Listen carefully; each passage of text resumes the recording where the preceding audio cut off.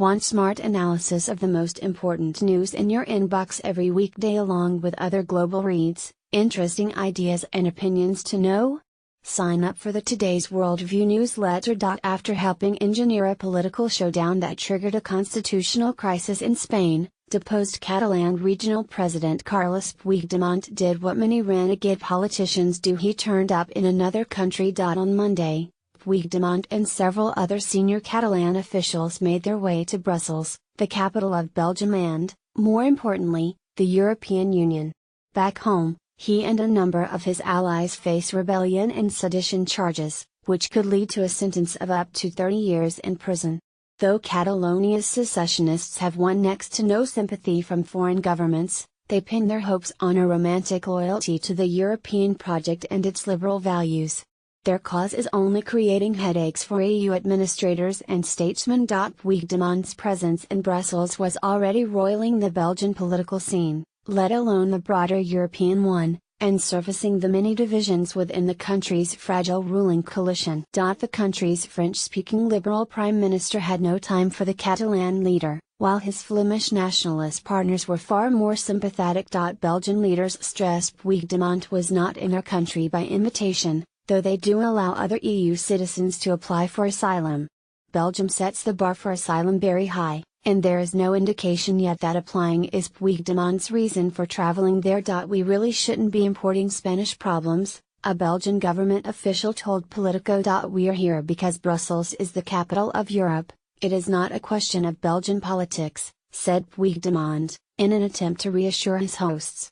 This is a European issue, and I want Europe to react. Puigdemont went on to paint a picture of a heavy-handed Spanish government, repressing Catalan aspirations and seeking to persecute its pro-independence leadership. The Spanish government was preparing an offensive against the people of Catalonia, calling on them to be loyal, Puigdemont said, speaking to reporters in Catalan, Spanish, and French.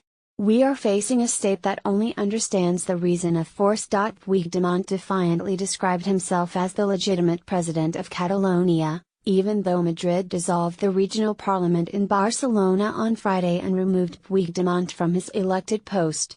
He said he wasn't seeking asylum, but he had come to Brussels to have more security. He hired a prominent Belgian human rights lawyer with a track record of defending political dissidents, including Basque separatists. Puigdemont had presided over weeks of escalating tensions between Madrid and Barcelona. His pro-secessionist government held a controversial independence referendum October 1 that was met by a ham-handed Spanish response that partially suppressed the vote. In the days that followed, Puigdemont and his allies appealed to nationalist indignation within Catalonia, even as their political options narrowed. A declaration of independence by the Catalan parliament on Friday was followed by Madrid invoking Article 155 of the Spanish constitution for the first time, a move that imposed direct rule on Catalonia and took the whole country into uncharted territory. I am convinced, explained Puigdemont, according to the information that I have, that there would have been a violent reaction had he remained at home. Reports late Tuesday indicated at least one Catalan ex-official was returning to Barcelona, but it was unclear if Puigdemont would do the same. Confusion now reigns in Catalonia, with some of Puigdemont's allies still showing up for the meetings of a phantom Catalan republic. A photo posted by Catalonia's top foreign affairs official, Raúl Romeva, showed a gathering of Catalan officials sitting in front of both the Catalan and EU flags, but not the Spanish one. The majority of the region's political parties, including Puigdemont's, have agreed to snap elections in December that will lead to a new regional government.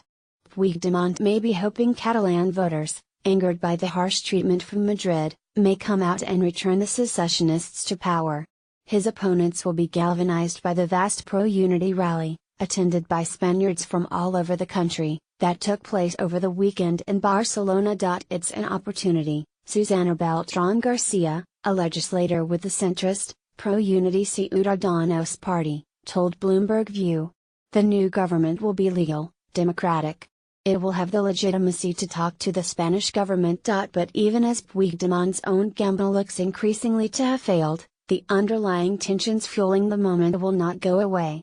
The continued divisions raise key questions for the European Union at a time of increasing nationalism around the continent. The EU is political,